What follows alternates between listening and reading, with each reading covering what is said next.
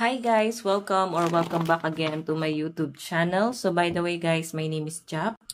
Kumusta naman po kayong lahat? Okay, so ayan guys, maraming salamat po pala sa walang sawang pagsubaybay sa atin pong daily love reading.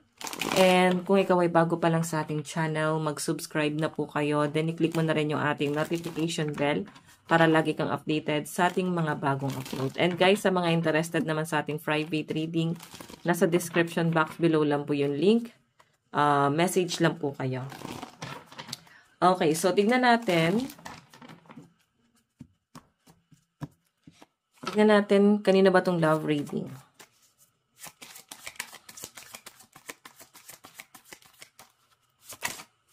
Okay.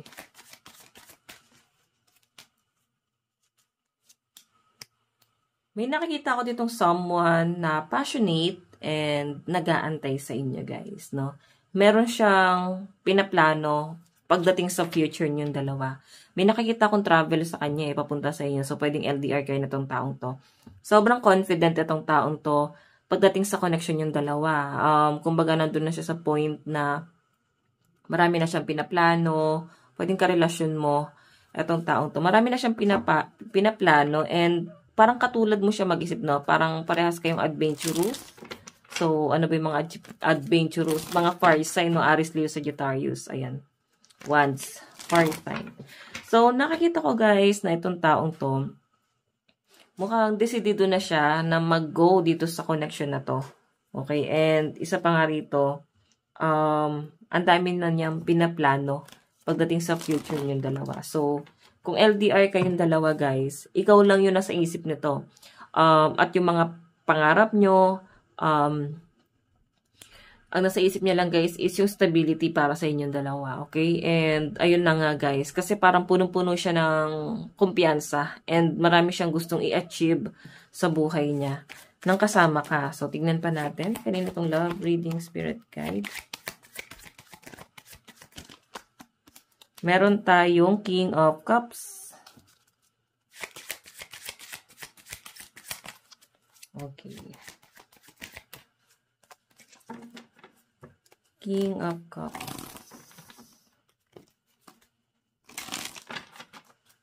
Tignan pa natin. Meron tayong the High Priestess. Yun nga lang guys, yung iba sa inyo parang puro kaduda. Nakikita ko guys, mukhang mahal ka naman ng person mo. Ang problema lang sa inyo guys, puro ka pagdududa. Tignan mo, nakikita ko naman na mahal mo rin siya. Pero yung emosyon mo kasi guys, hindi ka nakakapag-focus.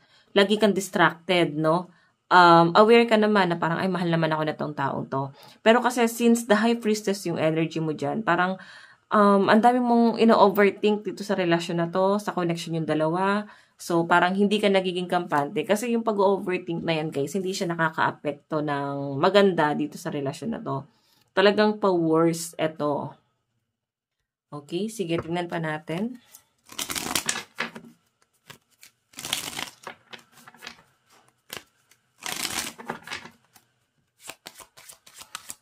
Kanina po itong love reading.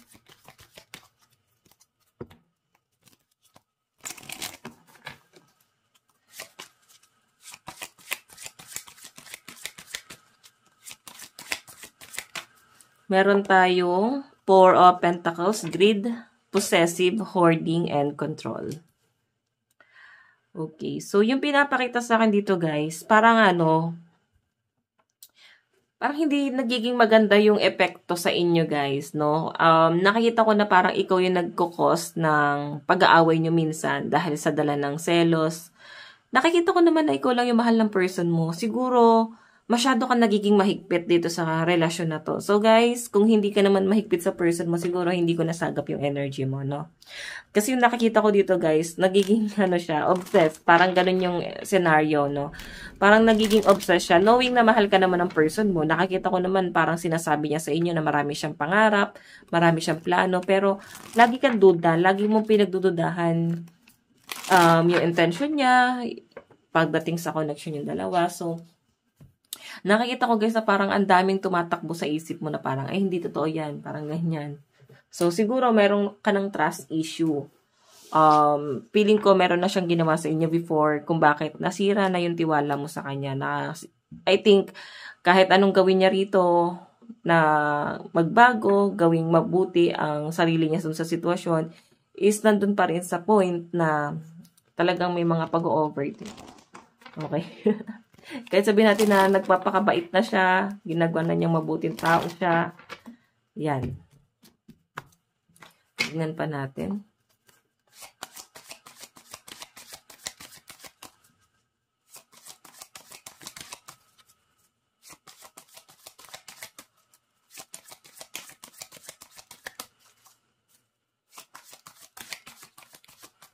Meron tayong Ace of Wands, Adventure, Creative Spark, Enthusiasm, New Beginning. Okay? So, yung nakikita ko dito guys, ano to eh.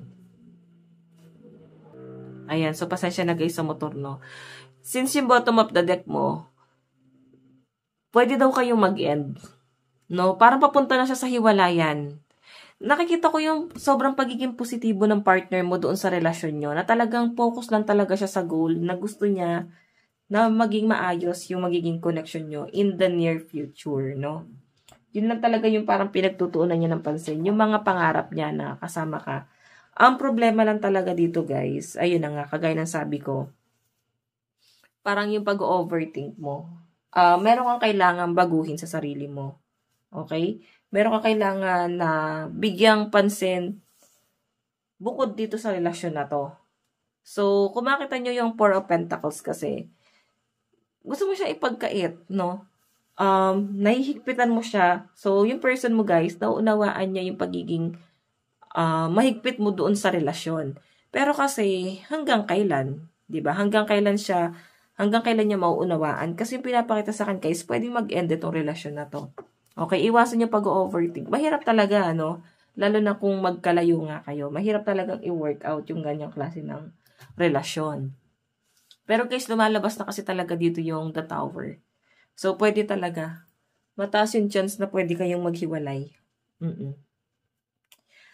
Okay, so, eto guys, Ace of Wands, pwedeng nag-explore yung energy ng person mo. Kumbaga, kung mahal ka niya ngayon, nandun kasi na parang pure yung pagmamahal niya. Hindi niya pa nakikita yung negative. Hindi pa niya nakikita kung ano yung nagiging problema talaga. Kasi ang focus niya lang dito, mahal ako nito.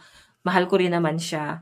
So, yun lang yung tinatatak niya sa isip niya. Kaso guys, etong person na to, once na mauntog to, pwede magbago yung isip niya. Kasi nga, ano to yung energy niya, Ace of Wands. Pwede magbago. Though passionate naman siya sa inyo. Oo. Tignan pa natin.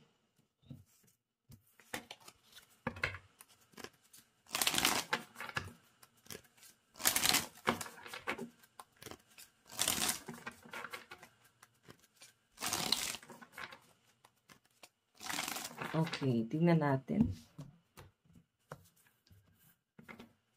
So, malakas din guys yung mga earth sign dito, no? Capricorn, Taurus, and Virgo. Meron tayong 7 of Wands. Ayan, no? Darating na sa point, guys, na magiging defensive tong person mo.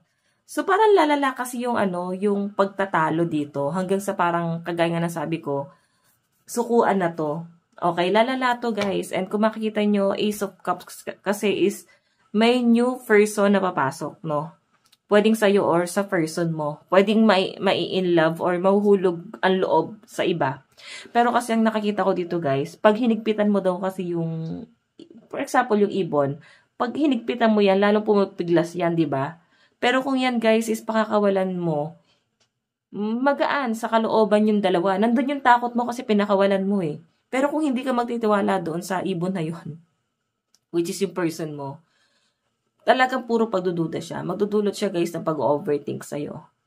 Okay? Nakikita ko naman guys na mahal ka niya eh.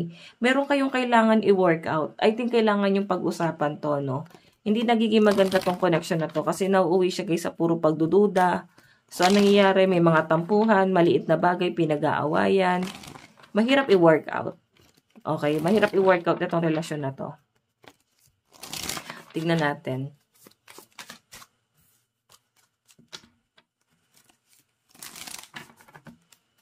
Okay. Kanina po itong love reading. Meron tayong 10 of Swords.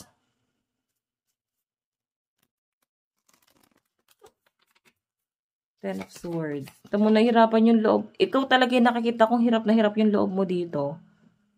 Okay, sa mga in relationship to, guys. Hirap na hirap yung loob. Parang purong tamang pagdududa. Wala pang ebidensya talaga. Pero kasi guys, kung sakaling mahulihan mo man tong person na to, wala kang ibang sisihan kundi sarili mo. Kasi naging mahigpit kay. Tapos na nangyayari guys, parang ikaw yung nagpupush sa kanya na gawin talaga. Oo, baka totohanin niya talaga yung mga bintang, accusation, ganyan. Totohanin niya talaga yung mga bagay na to. Kasi parang ang dating sa kanya, total naman, ayun, makipagtalo na siya. Parang total naman, ito talaga yung tingin mo sa akin, wala ka naman tiwala, so gawin ko na lang. Parang ganon. Okay, so, kung gusto mong gumaan yung kalooban mo, at the same time, hindi mo rin naman kayang mawala yung person mo, pag-usapan nyo, guys. Hindi mo naman kailangan tiisin. Nakikita ko naman, guys, yung pangarap ng person mo para talaga sa inyong dalawa. Nakikita niya yung pagiging isip bata mo dun sa relasyon nyo. And puro pagdududa talaga. So, sa'yo ko siya nakikita, guys. Baka may magalit sa akin, ha. Trigger warning. So, marami tayong video dyan. Pwede nyo naman, guys, panoorin. Okay? Oops. Wait nga. Ayan. Tumitilan po yung card natin. Meron tayong Queen of Cups. What else? Meron tayong Temperance. And the Devil. Ayan na nga. Ito kasi guys, posibleng sumabog eh. Nararamdaman ko mukhang mabait yung person mo. Okay, mukhang mabait siya. Then, parang pag nakita niya na masyado na, alam mo yung pag wag lang mauuntog yung person mo. Yun ang nakikita ko sa kanya. Parang sobra na to ha. Hindi na to makatarungan. Ganun yung nakikita ko sa kanya. Pwede yan guys, lumaban. Okay? Pwede yung ugali pinapakita niya sa inyo guys. Pwede talaga siyang magbago. Kasi nga, the devil to. Okay? So, titignan pa natin. Love advice.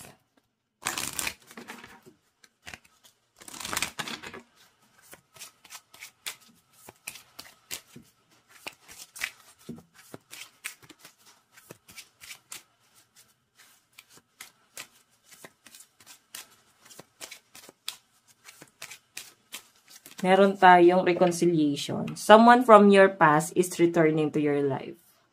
Oh. Mag-entertain ka ng iba. Yun yung nakikita ko. And possible na someone from the past. Itong i-entertain mo. Okay? Tignan pa natin. Meron tayong children. Oh, pwedeng kababata mo or baka may anak kayo nito. Itong someone na babalik. Or pwedeng karelasyon mo nung bata ka. Puppy love mo. Tingnan pa natin, meron tayong attraction. So, magko-confess itong someone from the past na to na meron pa rin siyang nararamdaman sa inyo. So, lalo ka maluloka dito, guys. Lalong gugulo yung isipan mo rito. Meron tayong give your relationship a chance. Oh my God. So, pwedeng siya pa rin to. Diba sabi ko nga is nag-end kayo. Or posibleng mag-end. Pero mukhang babalik pa rin naman sa inyo. Okay? Kaso may deception eh. So, pwedeng dalawang ex mo yung babalik sa'yo or someone from the past. May deception na mangyayari dito. Okay, tignan pa natin. Energy ng person mo.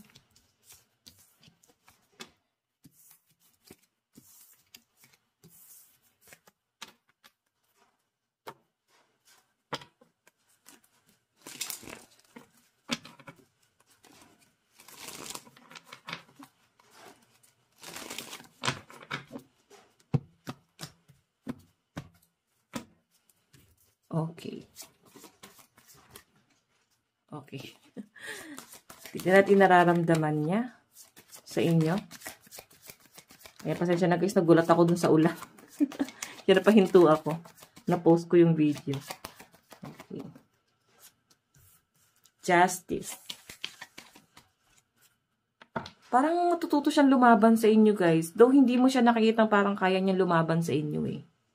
Parang na-under mo tong taong to. Pero nakikita ko sa kanya guys, parang Matutunan niyang lumaban sa inyo hanggang sa parang itong relasyon na to.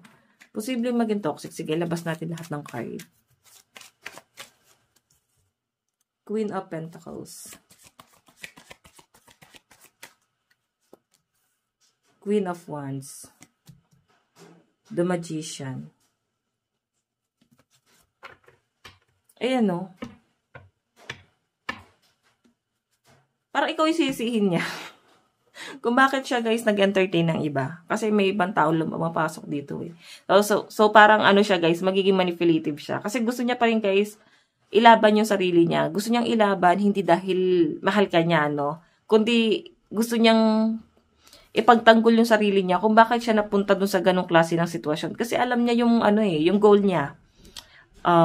Alam niya na ito yung pinaka-focus niya, na ito yung future niyo, na ito yung pinagtutuunan niya ng pansin, na dati naman is marami siyang pangarap para sa inyong dalawa. Ang problema lang, guys, dahil nga siguro naging komplikado yung sitwasyon, parang feeling niya na abuso siya. So, yun, humantong siya dito. Okay, may ibang person dito. Feeling ko ikaw tong medyo dominante. And merong someone na parang nai-entertain itong taong to, Queen of Wands. Pero kasi, guys, nag-explore pa lang yung energy. Ibig sabihin, pwede nakakausap or micro-cheating. Then, the Magician, nakikita ko na parang minamanifest niya siguro yung ikaw sa ibang tao. Okay? Mahal ka niya pero hindi ka niya kayang ibitawan. Pero, merong someone dito na parang binubuo niya para maging parang ikaw. Pero, yung idea na parang ikaw pero yung personality ayaw niya. So, ang ayaw niya sa inyo is possible na kung paano mo siya tratuhin. Okay? Kaya tong person na to, ayan, nagiging toxic siya. Kasi, yung dating sa akin dito, parang, ayun na nga, parang pili niya na pinush mo siya eh. Parang napuno siya dun sa relasyon. Okay? Pero I think meron ka ding ibang i-entertain. So, saan na patungo to? Pwedeng mag-end na to. Talaga. Okay? Meron tayong the sun. So, kung may mga anak kayo, guys, posibleng maapektuhan to. Pwedeng yun na lang din yung iniisip ng person mo, yung anak nyo. Parang, yun na yung mas naapektuhan doon sa connection na meron kayo ngayon. Though, hindi niya gusto.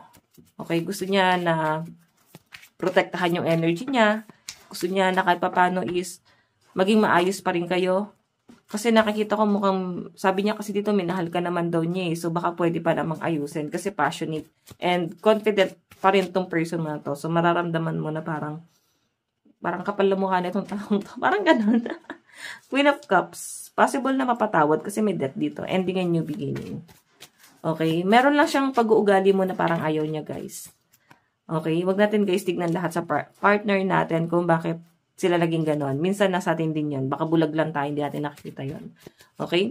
So, meron tayong 9 of Pentacles. Okay. So, ito guys, 9 of Pentacles na to is parang stability.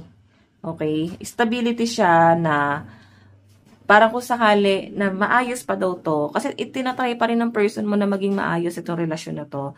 And nakikita ko sa kanya guys na I think, joker siya, pero at the same time, matured naman talaga siya. Kasi, napagsasabay niya yung pagiging isip bata niya sa pagiging matured niya. Matured siya pagdating sa financial, sa career niya, pero isip bata rin siya, siguro kung paano kanya i-treat, no? Masayahin lang siya, gusto niya lang guys, masaya yung lahat, no? Yung paligid. So, yun lang, siya lang yung tipo ng tao na ayaw niya lang ng nakakarindi, nakaka-stress, ganon. Tignan natin, additional message.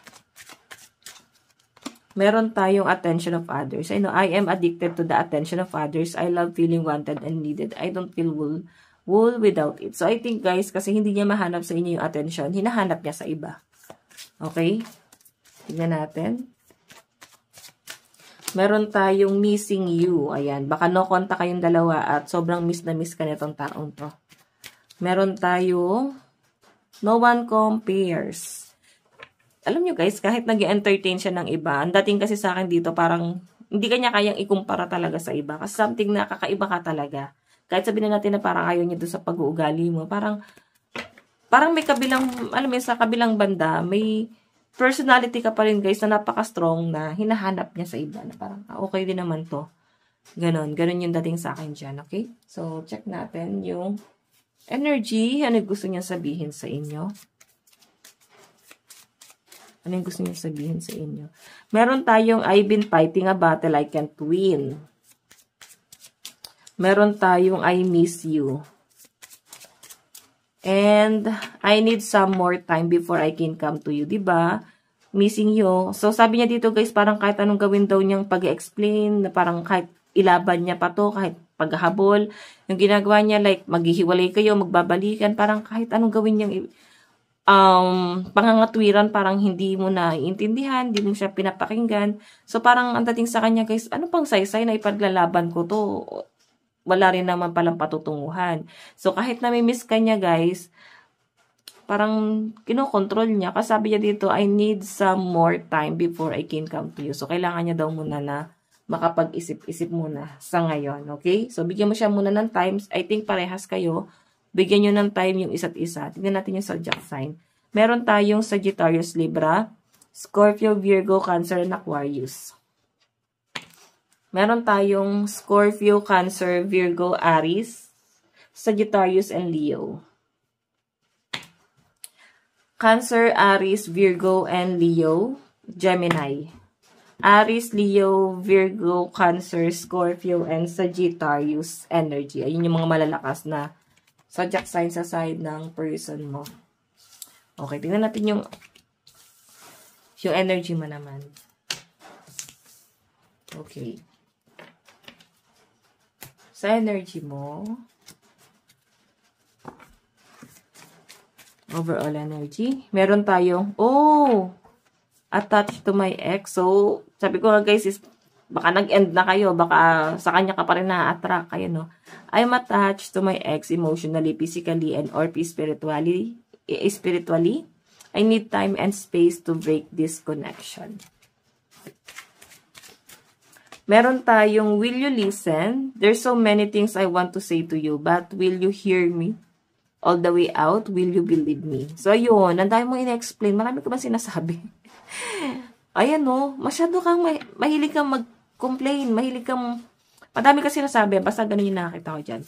Okay, meron tayong, you're my favorite. You're the person I want to call when something good or bad happens. The first thought when I have news to share, you're my person. O, diba? So, ibig sabihin, nahanap-hanap pa rin pala siya, guys, ng energy mo. Okay, yan ang gusto mong sabihin dyan. Meron tayong, you are the light at the end of my tunnel. So, ibig sabihin, medyo dumedepende ka sa person mo. Meron tayong, I dream about you. Okay, I dream about a future with you. Diba? Marami ka ng pangarap din. So, sayang naman tong relasyon na to. I wish could be together forever. Tignan natin yung zodiac sign sa side mo.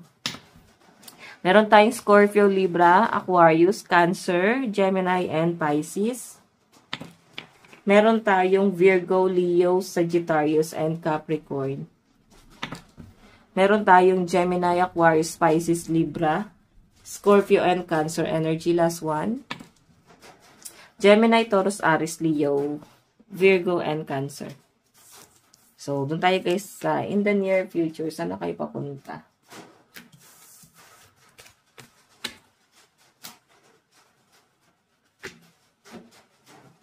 Saan na kayo papunta?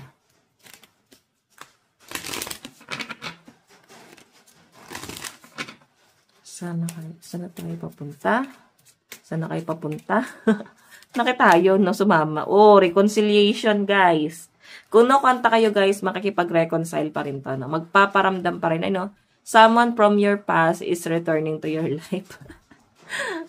Okay? May babalik, may magbabalik. Meron tayong heart-to-heart conversation. So, alam nyo guys, nakikita ko sobrang taas ng pride mo, pero yung person mo guys, ang kulit niya rito, gusto niya guys na mag-usap kayo. Grabe yung pangungulit na gagawin niya rito. Okay, grabe yung paghahabol. Grabe yung paghahabol na gagawin niya dyan. So, ang gandang title nun sobrang paghahabol yung gagawin niya. So, ganon. Meron tayong free yourself. Pero ikaw kasi parang gusto mo nang lumaya. Pero napapaisip ka pa rin parang naglalaban yung puso't isip mo na parang medyo kailangan mo pa palang dumepende or kailangan mo pa pala tong taong to. Maraming bagay na pwedeng kang i-benefits dun sa relasyon nyo. So, ikaw, gusto mo nang lumaya, pero hindi mo pa rin syempre magawa. Tignan natin. Meron tayong openness. Be open to accept divine guidance in your relationship. Diba? Kagaya ng sabi ko guys, kailangan nyo mag-usap or at least kailangan nyo ng guidance kayo ng person mo. Kailangan may pumagitna, parang i-heal kayo, parang kausapin kayo parehas and i-open mo kung ano yung pagkakamali mo or ano yung pagkukulang niya and ganoon din yung person mo. Then yung mamamagitan guys, dapat balance no? Siya yung magpapasya kung ano yung dapat gawin ng partner mo at ikaw, parang kailangan nyo ng counseling. Ayan, pinaliwanag ko pa talaga. Counseling yung kailangan nyo guys. Okay? Para mag-work talaga to. Or ilapit nyo sa Diyos ang inyong mga puso. Learn. Let love show you how to learn from each other. Diba? Hayaan mo daw na yung puso mo ang magpakita sa iyo kung paano nyo daw matututunan ang isa't isa. Okay, meron tayong respect. Siyempre, respect. Baka nawalan ka na kasi ng respeto sa kanya. And parang ganun din naman siya. And respect your relationship. So, parang sinasabi lang guys na respeto mo yung relasyon nyo and at the same time, dapat mahalin nyo pa rin siyempre yung isa't isa. Okay? And doon kasi magsisimula yun Kung gusto nyo mag-work yung relasyon, kailangan talaga respeto. So guys, ito lang naman po ang inyong daily love reading. Again, bukas po ulit. God bless and love you all. Bye-bye po.